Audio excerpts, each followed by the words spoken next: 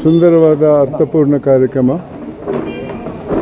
ಒಳ್ಳೆಯ ವಿದ್ಯೆಯಲ್ಲಿ ಪ್ರಶಸ್ತಿ ಮಾರ್ಕ್ಸ್ ಪಡೆದಂಥ ವಿದ್ಯಾರ್ಥಿಗಳನ್ನು ಗುರುತಿಸಿ ಸನ್ಮಾನಿಸುವುದು ಭಾರತದ ಭವಿಷ್ಯದ ಹಿನ್ನೆಲೆಯಲ್ಲಿ ಬಹಳ ಉತ್ತಮವಾದ ಕಾರ್ಯಕ್ರಮ.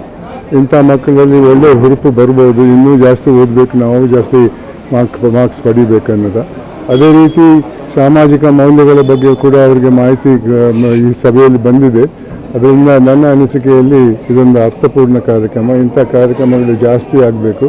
ವಿದ್ಯಾರ್ಥಿಗಳನ್ನು ಮತ್ತು ಒಳ್ಳೆಯ ಕೆಲಸ ಮಾಡಿದವರನ್ನು ಕೂಡ ಗುರುತಿಸಿ ಸನ್ಮಾನಿಸಬೇಕನ್ನೋದು ನನ್ನ ವಿಚಾರ.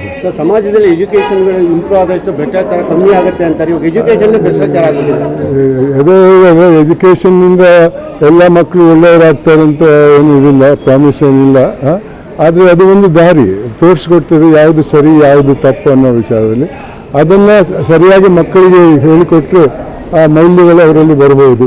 ಅದು ಆ ಜವಾಬ್ದಾರಿ ಪೋಷಕರಲ್ಲಿ ಮತ್ತು ಶಾಲಾ ಕಾಲೇಜುಗಳ ಮೇಲೆ ಹೊಂದಿಕೊಂಡಿದೆ. ಇವತ್ತಿನ ಪರಿಸ್ಥಿತಿಯಲ್ಲಿ ಆ ಎರಡೂ ಜವಾಬ್ದಾರಿಯನ್ನು ನಿಭಾಯಿಸುವವರು ಭಾಳ ಕಮ್ಮಿ ಆಗಿದ್ದಾರೆ.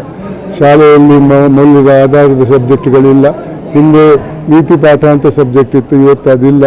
ನೀತಿ ಪಾಠ ಮೊದಲು ಮನೆಯಲ್ಲಿ ಶುರುವಾಗ್ತಾ ಇತ್ತು, ಇವತ್ತು ಮನೆಯಲ್ಲಿ ಕೂಡ ನೀತಿ ಪಾಠ ಇಲ್ಲ. ಎಲ್ಲರೂ ಸೆಲ್ಫೋನಲ್ಲೇ ಹೊಂದಿಕೊಂಡಿರ್ತಾರೆ. ಅದರಿಂದ ಈ ಬದಲಾವಣೆ ಆಗಬೇಕು. ಪೋಷಕರು ಮಕ್ಕಳ ಜೊತೆ ಸಂಪರ್ಕ ಇಟ್ಕೊಳ್ಬೇಕು, ಮಕ್ಕಳಿಗೆ ಸರಿಯಾದ ದಾರಿ ತೋರಿಸ್ಕೊಳ್ಬೇಕು.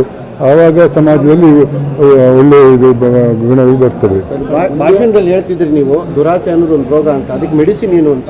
ಮೆಡಿಸಿನ್ ಬರೀ ಇದು ಸಾಮಾಜಿಕ ಮೌಲ್ಯಗಳ ಇದನ್ನು ಅಳವಡಿಸುವುದು. ಅದರಲ್ಲಿ ತೃಪ್ತಿ ಅನ್ನೋ ಒಂದು ಮೌಲ್ಯ ಭಾಳ ಮುಖ್ಯವಾದದ್ದು. ತೃಪ್ತಿ ಇದ್ದರೆ ದುರಾಸೆ ಬರಲ್ಲ. ತೃಪ್ತಿ ಅಂದರೆ ಒಂದು ಹಂತಕ್ಕೆ ಕೆಲಸ ಸಿಕ್ತು, ಇನ್ನೊಂದು ಬೇರೆ ಸನ್ಯಾಸಿ ಆಗ್ತಾನೆ ಅಂತಲ್ಲ.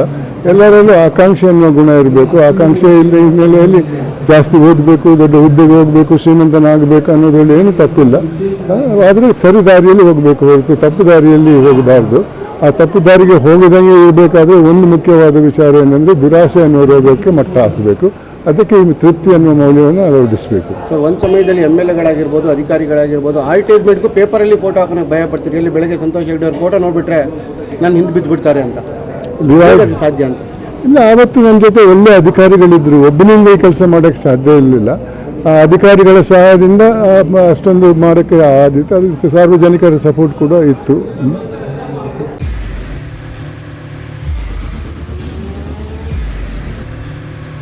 ಪ್ರಜಾಮಾರ್ಗ ನ್ಯೂಸ್, ಇದು ಜನಸಾಮಾನ್ಯರ ಧ್ವನಿ. ನಮಸ್ಕಾರ. ನೀವು ನೋಡ್ತಾ ಇದ್ದೀರಾ ಪ್ರಜಾಮಾರ್ಗ ನ್ಯೂಸ್. ರಾಷ್ಟ್ರದ, ರಾಜ್ಯದ, ರಾಜಕೀಯದ ಬಗ್ಗೆ ಹೆಚ್ಚಿನ ಸಿನಿಮಾ ಅಪ್ಡೇಟ್ಗಳಿಗಾಗಿ ಫಸ್ಟ್ ಲೈಕ್ ಮಾಡಿ, ಸಬ್ಸ್ಕ್ರೈಬ್ ಆಗಿ, ಹಾಗೆ ಫಾಲೋ ಕೂಡ ಮಾಡಬೇಕು.